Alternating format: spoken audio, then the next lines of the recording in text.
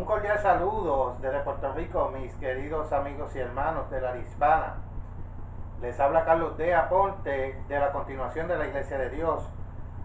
Hoy quiero hablar de un tema controversial para muchas personas. Una variedad de personas alrededor del mundo, entre ellos ateos, protestantes y gentiles, creen que la Biblia está llena de errores y contradicciones. Este mundo está secuestrado por nuestro archienemigo Satanás el Diablo, el cual ha engañado al mundo entero. Cuando estudiamos la Biblia, tenemos que tener una mente abierta y dejar que el Eterno nos revele su verdad. ¿Cuál es la verdad? ¿Podemos creer en la Biblia realmente?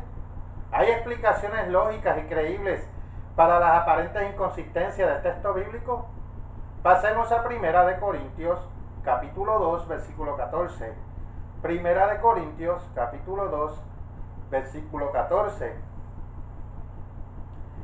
Pero el hombre natural no percibe las cosas que son del Espíritu de Dios, porque para él son locura y no las puede entender, porque se han de discernir espiritualmente. La Biblia se interpreta a sí misma, hermanos. Por favor, pasemos a Isaías capítulo 28, versículo 13. Isaías capítulo 28, versículo 13. La palabra, pues, del Eterno le será mandamiento tras mandamiento, mandato sobre mandato, renglón tras renglón, línea sobre línea, un poquito allí, otro poquito allá.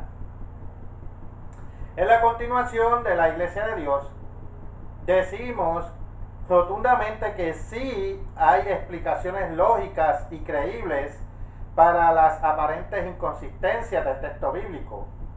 Pedimos que se nos escuche punto por punto. La Biblia es un libro de resumen, o mejor dicho, un conjunto de libros de resumen. No siempre narra en detalle las intervenciones de Dios en los asuntos del hombre. Para resolver los supuestos errores de la Biblia es fundamental que entendamos esto. Por ejemplo, nuestro Creador dedica apenas 6 capítulos de la Biblia a los primeros 16 siglos de historia del hombre, desde la creación de Adán hasta poco antes del diluvio. Es apenas lógico que un resumen tan breve de los acontecimientos omita muchísimos detalles. Para citar un ejemplo, hay quienes hacen un razonamiento con el cual citan a Génesis capítulo 4 versículos 16 y 17 y se hacen la siguiente pregunta: ¿dónde encontró Caín una esposa? Vayamos a Génesis capítulo 4 versículos 16 y 17. Salió pues Caín de delante del Eterno y habitó en tierra de Nod, al oriente de Edén, y conoció Caín a su mujer. La respuesta a esta pregunta se hace obvia cuando consideramos el factor del tiempo en el estudio del capítulo 4 de Génesis. Ellos tienen la premisa equivocada al decir que solo existían Adán, Eva, Caín y Abel solamente. ¿Con quién se casó Caín? Y es una pregunta que se hacen desde siglos quienes empiezan a leer los primeros capítulos de Génesis. Ya había transcurrido algún tiempo desde la creación de Adán y Eva. Adán y Eva, Caín y Abel, no eran los únicos seres humanos sobre la faz de la tierra cuando Caín mató a su hermano. Para ese entonces, Adán y Eva ya habían tenido otros hijos. El aparente problema se resuelve por simple deducción lógica basada en la tabla genealógica que aparece en Génesis capítulo 5 versículo 4 al 5. Pasemos allá, por favor. Génesis 5 versículo 4 al 5. Y fueron los días de Adán, después que engendró a Set, 800 años, y engendró hijos e hijas. Y fueron todos los días que vivió Adán 930 años y murió.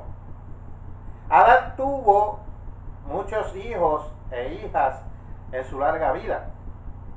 Obviamente, Caín se casó con una de sus hermanas, las hijas de Adán. No había otras mujeres con las cuales podía unirse. Adán fue el primer hombre, como hace mención el apóstol Pablo en 1 Corintios, capítulo 15, versículo 45. Y Eva fue la madre de todos los humanos, con excepción de Adán, como dice en Génesis capítulo 3, versículo 20. La Biblia no pretende ser un registro exhaustivo de todo lo que sucedió en un momento dado. Hoy en día, en vista de las modernas leyes matrimoniales que prohíben las uniones entre hermanos, aunque esta no nos parezca la solución obvia, pero en los primeros tiempos de la historia humana no era censurable que hermanos y hermanas se casaran entre sí. Abraham se casó con Sara, que era su media hermana, como dice Génesis 20:12, y su hermano Nacor se casó con la hija de su hermano Harán, Génesis 11:29. Los hijos no sufrían daño genético. Sin embargo, en la época de Moisés se prohibió el matrimonio entre parientes cercanos, y eso lo pueden ver en Levítico 18. ¿Cuántos hijos e hijas tuvo Adán? La Biblia nos da un relato abreviado de las vidas de los principales hijos de Adán, Caín y Set, por el profundo efecto que tuvieron en la historia. Pero fuera de este relato, solamente nos dice que Adán engendró hijos e hijas, como ya leímos en Génesis capítulo 5, versículo 4. La Biblia no menciona un número exacto, pero existe, sin embargo, una tradición judía que afirma que Adán y Eva tuvieron 33 hijos y 23 hijas. Otro punto crucial para entender las incongruencias aducidas en la palabra de Dios es la naturaleza de la cronología bíblica. En términos generales, hay un hilo cronológico que recorre toda la Biblia, pero los sucesos consignados en cada libro no siempre aparecen en orden cronológico. Más aún, los libros que componen la Biblia ni siquiera están dispuestos en el mismo orden en que se escribieron.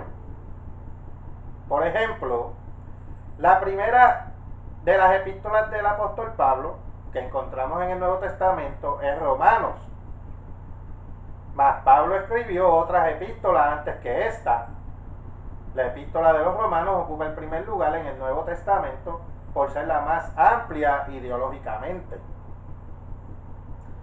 Otro ejemplo son los dos capítulos que tratan de la creación.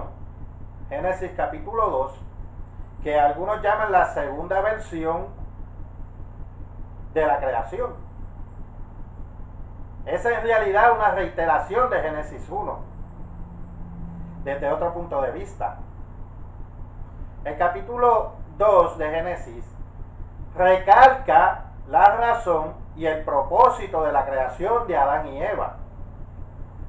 Algunos que no entienden este punto esencial llegan a la conclusión errónea de que los dos primeros capítulos de Génesis se contradicen o que describen dos creaciones diferentes. Ahora miremos concretamente algunas de las supuestas contradicciones. Primero, ¿qué ocurre con las aparentes inconsistencias numéricas en la Biblia? Tenemos la plaga del desierto. La antigua Israel cometió un grave pecado sexual relacionado con el culto a Baal Peor, y por esta causa Dios les envió una plaga. Veamos eso en Números capítulo 25, versículo 9. Números capítulo 25, versículo 9. y murieron de aquella mortandad 24,000.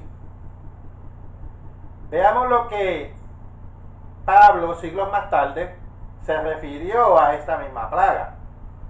Vayamos a 1 Corintios capítulo 10, versículo 8. 1 Corintios capítulo 10, versículo 8. Ni forniquemos, como algunos de ellos fornicaron y cayeron en un día 23,000. Ven, aquí tenemos una discrepancia de 1,000. Pero la explicación obvia es que Moisés cita el número total de pecadores que murieron y Pablo cita únicamente los que murieron en un día. Otros supuestos errores, no menos importantes, se refieren a qué hizo qué en la narrativa bíblica. Uno de los problemas de nombres aparece en el Evangelio de Mateo. Cuando lo comparamos con el libro de Zacarías, leámoslo por favor. Mateo capítulo 27, versículo 9. Mateo capítulo 27, versículo 9. Así se cumplió lo dicho por el profeta Jeremías, cuando dijo: y tomaron las 30 piezas de plata, precio del apreciado, según precio puesto por los hijos de Israel. Ahora vamos a compararlo con Zacarías capítulo 11, versículos 12 y 13. Zacarías capítulo 11, versículos 12 y 13. Y les dije: si os parece bien, dadme mi salario, y si no, dejadlo. Y pesaron por mi salario 30 piezas de plata. Y me dijo el Eterno: échalo al tesoro, hermoso precio con que me han apreciado. Y tomé las 30 piezas de plata y las eché en la casa del Eterno al tesoro. Esta referencia a las 30 piezas de plata no aparece en Jeremías, sino únicamente en Zacarías. Pero leamos cuidadosamente los dos versículos. El Evangelio de Mateo dice que la profecía fue dicha por Jeremías, no escrita por él.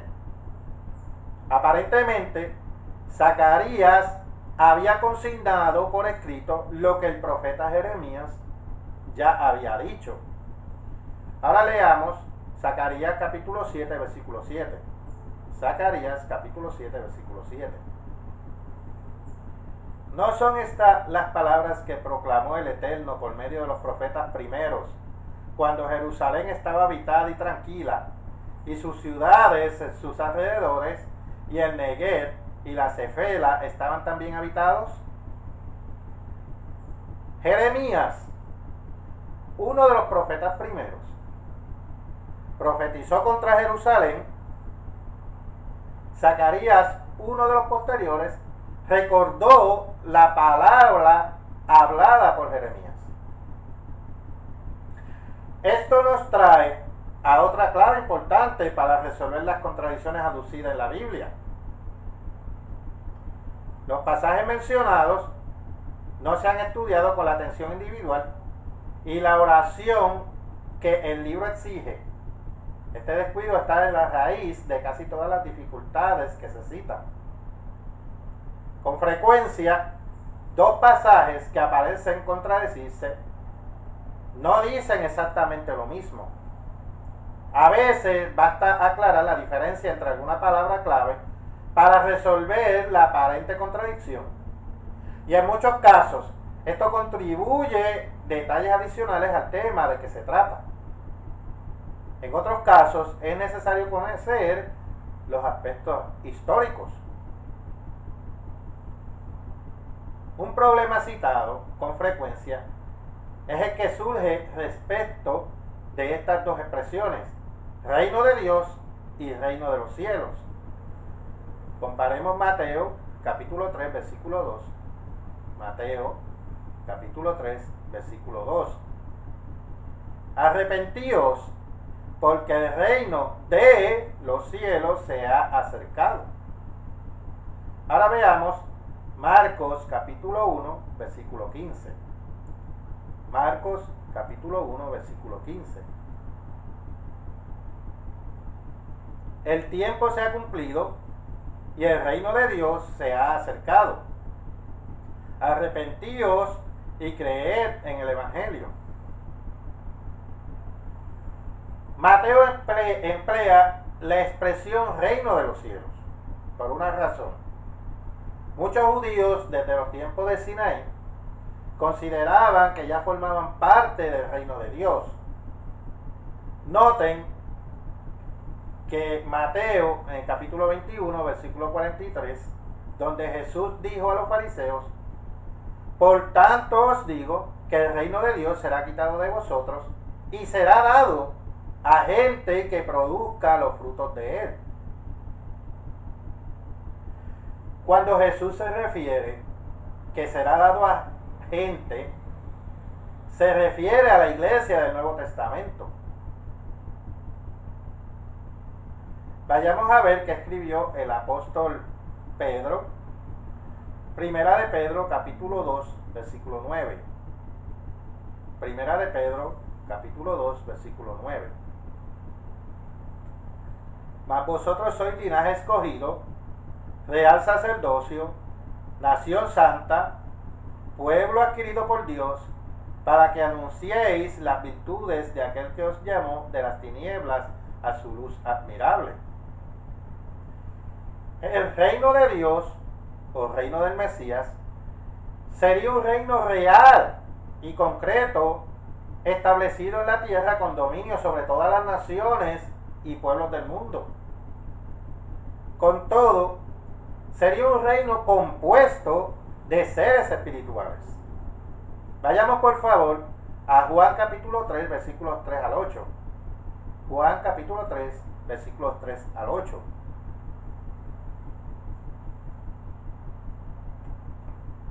Respondiendo Jesús y le dijo: de cierto te digo, que el que no naciere de nuevo no puede ver el reino de Dios.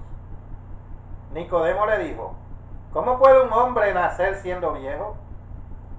¿Puede acaso entrar por segunda vez en el vientre de su madre y nacer? Respondió Jesús: de cierto te digo, que el que no naciere de agua y del Espíritu no puede entrar en el reino de Dios. Lo que es nacido de la carne, carne es, y lo que es nacido del Espíritu, Espíritu es. No te maravilles de que te dije: o es necesario nacer de nuevo. El viento sopla de donde quiere y oye su sonido, mas si sabes de dónde viene ni a dónde va. Así es todo aquel que es nacido del Espíritu. Mateo quería dejar muy en claro esta importante diferencia para sus oyentes judíos. La expresión empleada por Mateo ciertamente no significaba que el reino estuviera en el cielo. La preposición de, en castellano, puede indicar posesión u origen, no necesariamente lugar. Por ejemplo, la casa de mis padres no está dentro de mis padres, sino que pertenece a ellos. El reino pertenece a Dios, quien gobierna desde el cielo. Varios pasajes de la Biblia muestran claramente que el reino de Dios se va a establecer aquí en la tierra, no en el cielo. Veamos algunas escrituras sobre eso. Comencemos yendo al libro de Apocalipsis, capítulo 5, versículo 10. Apocalipsis, capítulo 5, versículo 10. Y nos has hecho para nuestro Dios reyes y sacerdotes, y reinaremos sobre la tierra. Vayamos a Mateo capítulo 5, versículo 5. Mateo capítulo 5, versículo 5. Bienaventurados los mansos, porque ellos recibirán la tierra por heredad. Veamos aquí otra escritura. Vayamos a Zacarías, capítulo 14. Zacarías, capítulo 14, versículo 4. Y se afirmarán sus pies en aquel día sobre el monte de los olivos, que está enfrente de Jerusalén al oriente, y el monte de los olivos se partirá por en medio, hacia el oriente y hacia el occidente, haciendo un valle muy grande, y la mitad del monte se apartará hacia el norte y la otra mitad hacia el sur. Saltando a los versículos 8 y 9. Acontecerá también en aquel día que saldrán de Jerusalén aguas vivas, la mitad de ellas hacia el mar oriental y la otra mitad hacia el mar occidental, en verano y en invierno. Y el Eterno será rey sobre toda la tierra. En aquel día el Eterno será uno y uno su nombre. Este ejemplo nos trae otro principio: la individualidad de cada uno de los autores bíblicos. El Dios Eterno inspiró cada libro de la Biblia del estilo literario de los diversos autores, los cuales emplearon sus propios métodos personales y particulares de expresión. Las epístolas de Pablo son escritas al estilo de Pablo y las de Juan al estilo de Juan. Al describir un mismo suceso, cada autor, escribiendo bajo inspiración, escogió aquellos hechos y puntos que le parecieron más significativos. Además, pudieron obtener su información de fuentes diferentes y omitir pequeños detalles. Quiero citar aquí un señor llamado John W. Halley, y escribió lo siguiente: la inspiración no destruye la individualidad de los autores. Tiene que ver ante todo con las ideas, no con las palabras. Sugiere ideas a la mente del autor y generalmente le permite presentarlas en su propio lenguaje. Aparentes discrepancias de la Biblia, edición 1958, páginas 6 y 7. Esta singularidad de cada autor es un principio fundamental que ayuda a resolver las supuestas contradicciones entre los 4 evangelios. El Dr. Colet nos recuerda: quienes imaginan haber descubierto errores y contradicciones en los escritos de los evangelistas deben recordar cuán fácil y hasta cuán natural es dar 3 o 4 versiones de un hecho desde puntos de vista diferentes. Escrituras de la Verdad, página 140. Noten el lapso de tiempo entre 2 capítulos de Génesis. Capítulo 1, versículo 31. Génesis capítulo 1, versículo 31. Y leemos: y vio Dios todo lo que había hecho, y he aquí que era bueno en gran manera, y fue la tarde y la mañana el día sexto. Y en ese versículo también incluye al hombre en lo que él dice que era bueno en gran manera. Ahora comparemos Génesis capítulo 6, versículos 5 y 6. Génesis capítulo 6, versículos 5 y 6.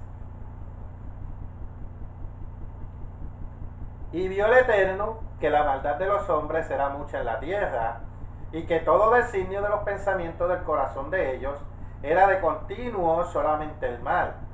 Y se arrepintió el Eterno de haber hecho hombre en la tierra, y le dolió en su corazón.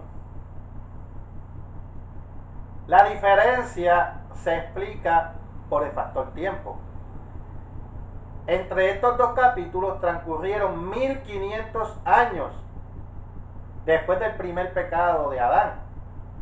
El estado espiritual del hombre había pasado de malo a peor a intolerable. El hombre hubiera podido ser fiel a Dios, pero simplemente optó por no serlo. Dejó que la influencia de Satanás lo alejara más y más de su creador y de los caminos divinos. Ahora entro en otra pregunta. ¿Qué animal se tragó a Jonás? ¿Un pez o una ballena? Esta pregunta surge al leer ciertas versiones. Por ejemplo, la que voy a leer aquí es la de Torres Amat. Veamos Jonás capítulo 2, versículo 1, en la versión bíblica de Torres Amat, que en otras versiones equivale a 1.17. Y había el Señor preparado un pez grande para que se tragara a Jonás. Ahora veamos Mateo capítulo 12, versículo 40. Mateo 12, versículo 40. Porque como estuvo Jonás en el vientre del gran pez 3 días y 3 noches, así estará el Hijo del Hombre en el corazón de la tierra 3 días y 3 noches. En este caso, la versión Torres Amat adolece un error de traducción. La palabra ballena debería traducirse como monstruo marino o gran pez. Los traductores vertieron incorrectamente la palabra griega original. Las discrepancias causadas por errores de traducción suelen resolverse al consultar varias versiones. Es importante, en caso de duda, averiguar el significado exacto y literal del texto original. La clave más importante para resolver una aparente contradicción en la Biblia es la actitud que tengamos hacia las Sagradas Escrituras. Por favor, vayamos a 2 Timoteo, capítulo 3, versículos 16 y 17. 2 Timoteo, capítulo 3, versículos 16 y 17. Toda la escritura es inspirada por Dios y útil para enseñar, para redarguir, para corregir, para instruir en justicia. ¿Con qué fin? Versículo 17.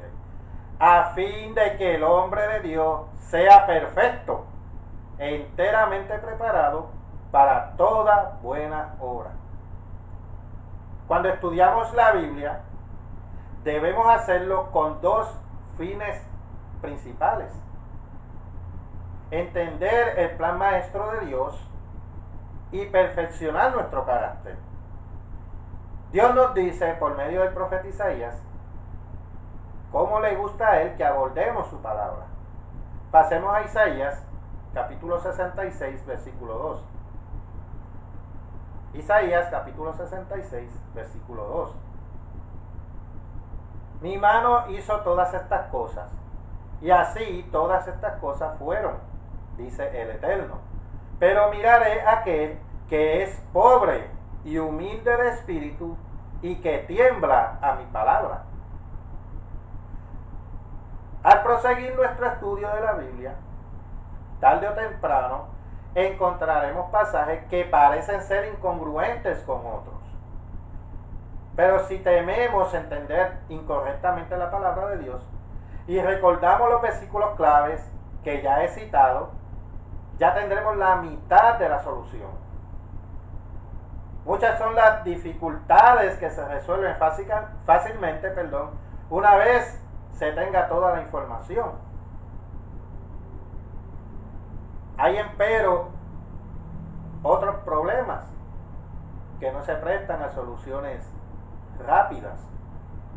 La Biblia misma explica que algunos de sus pasajes son difíciles de entender, como está escrito en 2 de Pedro capítulo 3, versículo 16. Si persiste el problema, lo más conveniente es reservar nuestro juicio Hagamos el problema a un lado por el momento. Estudiemos más. Llevemos el asunto a Dios en oración.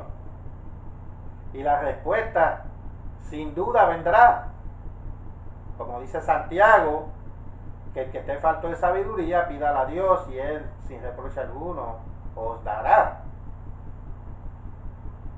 Las contradicciones aparentes en la Biblia son solo eso. Hay pruebas incontrovertibles de que la Biblia es la palabra inspirada de Dios y que podemos creer en ella y que podemos vivir por ella. Ahora, también quiero ver algunas de estas escrituras que son mal interpretadas. Vayamos a Génesis capítulo 6, versículo 4. Génesis capítulo 6, versículo 4.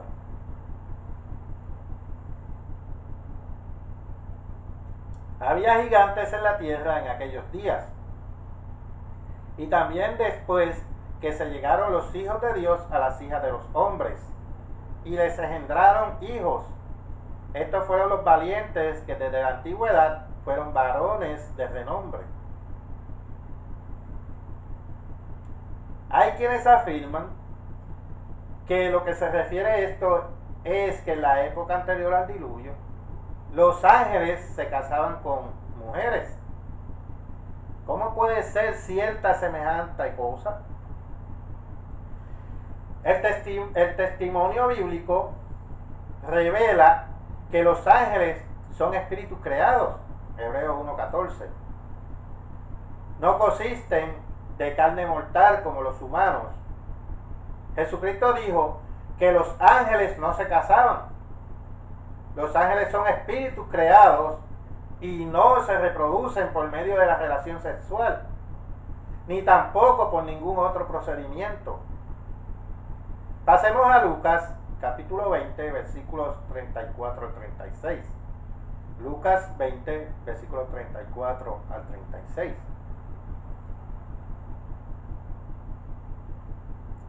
Entonces respondiendo Jesús, les dijo: los hijos de este siglo se casan y se dan en casamiento, mas los que fueren tenidos por dignos de alcanzar aquel siglo y la resurrección de entre los muertos, ni se casan ni se dan en casamiento, porque no pueden ya más morir, pues son iguales a los ángeles y son hijos de Dios al ser hijos de la resurrección.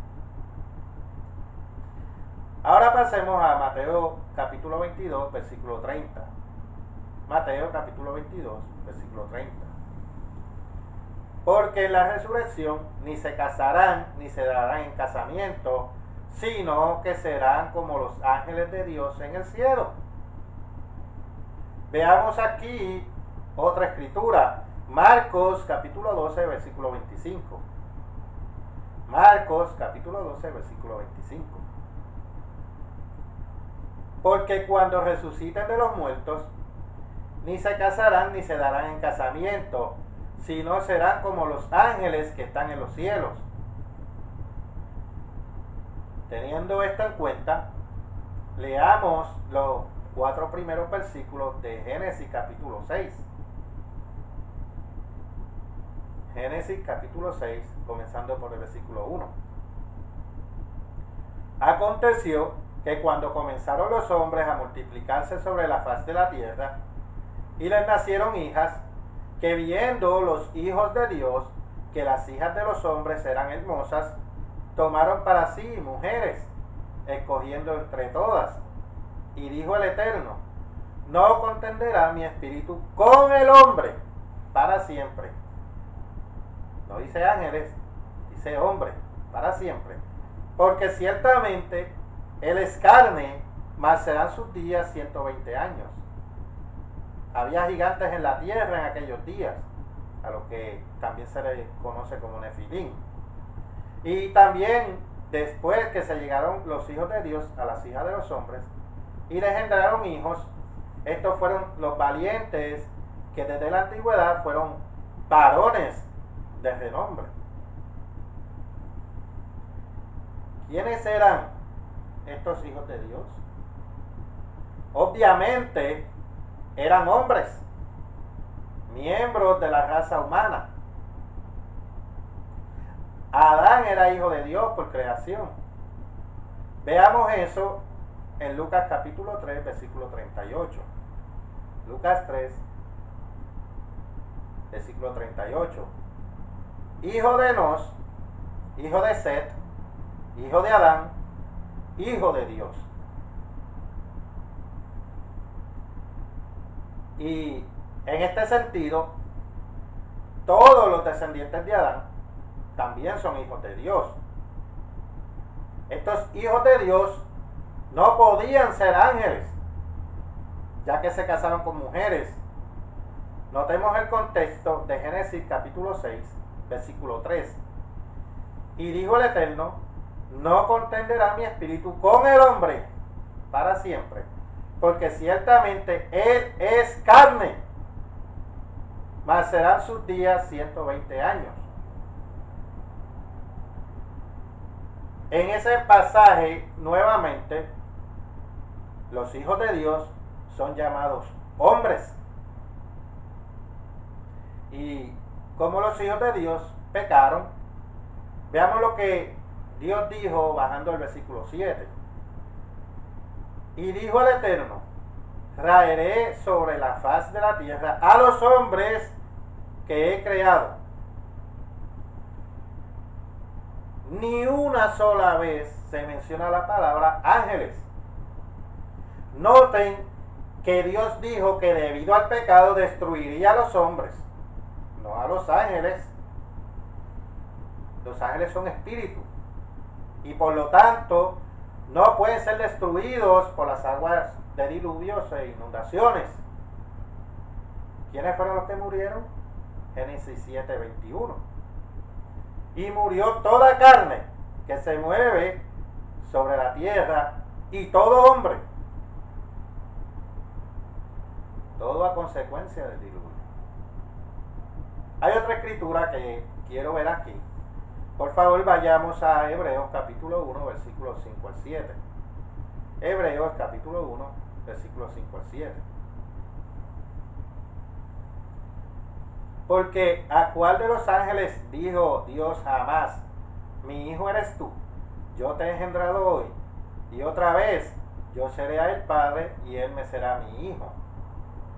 Y otra vez cuando introduce al primogénito en el mundo, dice, adórenle todos los ángeles de Dios. Ciertamente de los ángeles dice, el que hace a sus ángeles espíritus y a sus ministros llama de fuego. Quiero leer aquí la versión de la Biblia Nueva Traducción Viviente. Y dice, pues Dios nunca le dijo a ningún ángel lo que le dijo a Jesús, tú eres mi hijo, hoy he llegado a ser tu padre. Dios también dijo, yo seré su padre y él será mi hijo. Además, cuando trajo a su Hijo Supremo al mundo, Dios dijo que lo adoren todos los ángeles de Dios. Pero con respecto a los ángeles, Dios dice, Él envía a sus ángeles como los vientos y a sus sirvientes como llamas de fuego. Aquí vemos una vez más que la Biblia se interpreta a sí misma y que Jesucristo es el primogénito, por lo tanto van a haber más hijos. Colosenses capítulo 1, versículo 15. Vayamos por favor a Hebreos capítulo 2, versículo 9. Hebreos capítulo 2, versículo 9.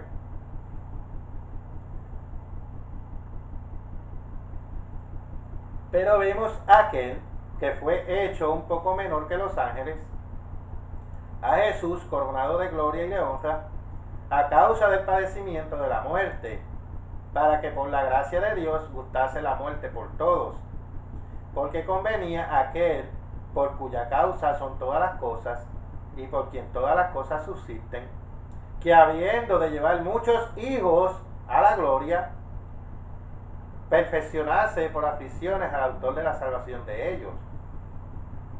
Porque el que santifica y los que son santificados, de uno son todos, por lo cual no se avergüenza de llamarlos hermanos, diciendo: anunciaré a mis hermanos tu nombre, en medio de la congregación te alabaré. Y otra vez yo confiaré en él, y de nuevo he aquí yo y los hijos que Dios me dio.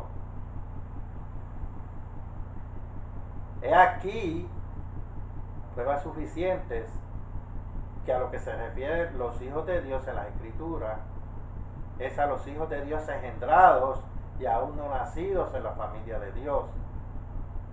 Para terminar el tema, a lo que Génesis 6 se refiere a los hijos de Dios, vayamos a 1 de Juan, capítulo 3, versículos 1 y 2. 1 de Juan, capítulo 3, versículos 1 y 2. Mirad cuán amor nos ha dado el Padre, para que seamos llamados hijos de Dios. Por esto el mundo no nos conoce, porque no le conoció a Él. Amados, ahora somos hijos de Dios, y aún no se ha manifestado lo que hemos de ser. Pero sabemos que cuando Él se manifieste, seremos semejantes a Él, porque le veremos tal como Él es. Más claro no puede estar, hermanos.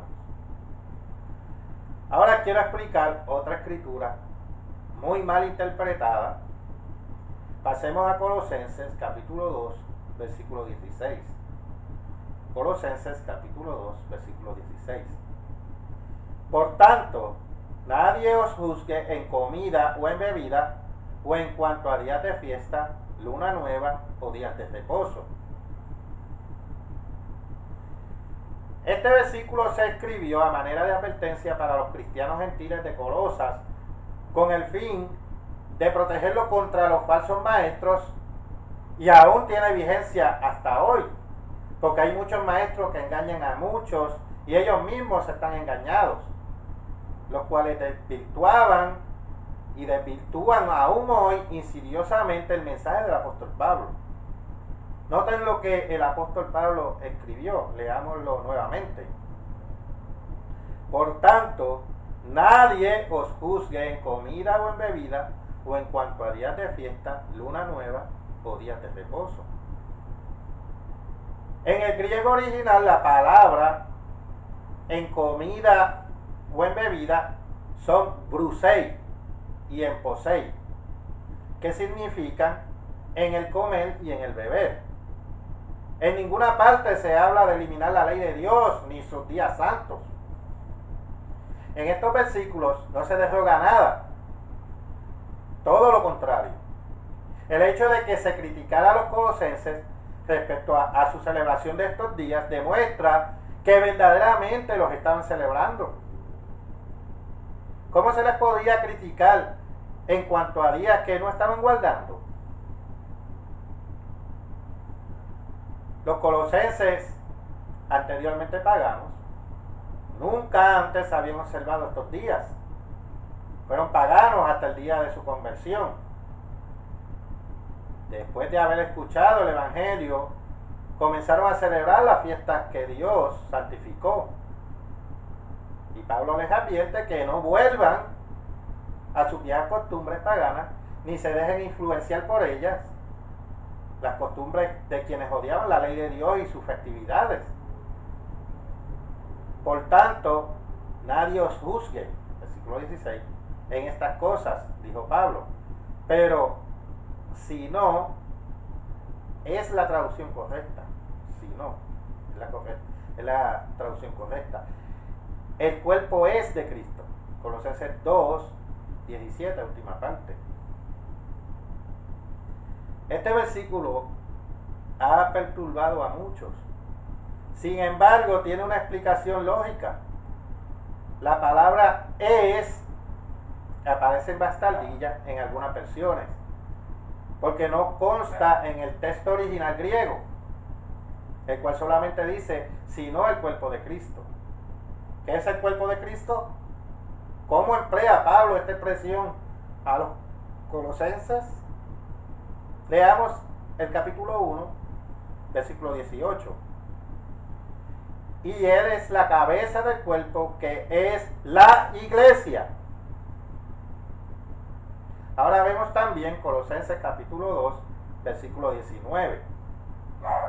Y no haciéndose de la cabeza, en virtud de quien todo el cuerpo, nutriéndose y uniéndose por las coyunturas y ligamentos, crece en el crecimiento que da Dios. La verdadera iglesia de Dios es el cuerpo de Cristo. Así como el Espíritu Santo de Dios moró en el cuerpo terrenal de Jesucristo.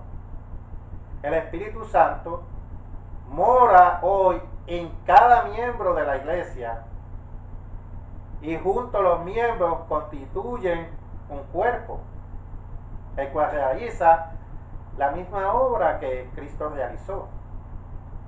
Así, la iglesia es el cuerpo de Cristo hoy. Y Cristo es la cabeza, lo mismo que el marido es cabeza de la mujer, como dice en Efesios 5:23. En la carta a los Colosenses, Pablo declara que ninguna persona desautorizada debe juzgar la conducta de un verdadero cristiano. No es del hombre quien determina cómo debemos vivir, sino que es la responsabilidad de la iglesia, el cuerpo de Cristo, determinar sobre estas cosas, la que juzga estas cosas. La iglesia ha de enseñar cómo se guardan las fiestas y explicar el significado del dominio propio en las comidas y en las bebidas, etc. Estos versículos son tan poco comprendidos, deberían traducirse más claramente de esta manera. Por tanto, nadie os juzgue, sino el cuerpo de Cristo. Que el cuerpo de Cristo juzgue sobre estas materias de la iglesia. Ha sido un gran placer haberme dirigido a ustedes nuevamente, mis queridos hermanos. Hasta la próxima, amigos y hermanos del área hispana. Les habló Carlos Aponte para la continuación de la Iglesia de Dios.